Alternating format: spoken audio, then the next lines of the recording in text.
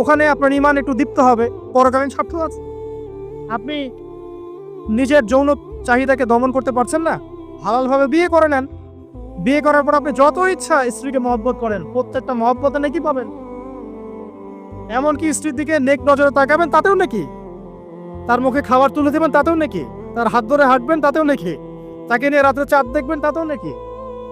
আপনি আপনার নিয়ত থেকে চেঞ্জ করেন, কাজের ডাইরেকশন চেঞ্জ করেন। পরকালের স্বার্থ থাকলে করবো, না হলে করবো না।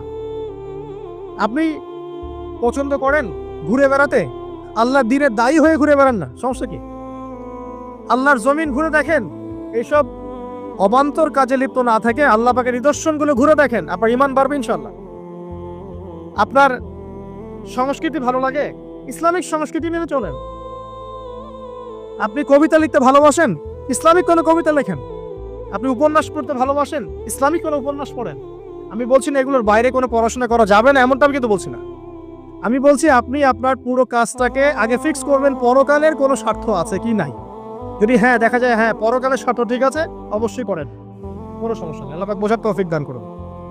তো দেখুন প্রিয় ভাইরা, শিরকের পাপে যাওয়া যাবে না। এই শিরকের পাপ না থাকলে আমল নামায় ইনশাআল্লাহ আমরা জান্নাতে যাব এবং কবরের উত্তর দিতে পারবো ইনশাআল্লাহ। মান রব্বক, উত্তর পাস ইনশাআল্লাহ। তারপরে কি?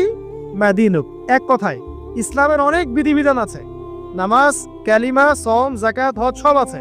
আমর বিল মারুফ, নাহি আনিল মুনকার, পিতামাতার খেদমত, প্রতিবেশীর অধিকার, স্ত্রীর অধিকার, তারপরে সন্তানদের অধিকার, যাকাত সবকিছু আছে। এখন যদি ইসলামের কিছু অংশকে মেনে নেন, কিছু অংশকে না মানেন, এটা কিন্তু কুফরি।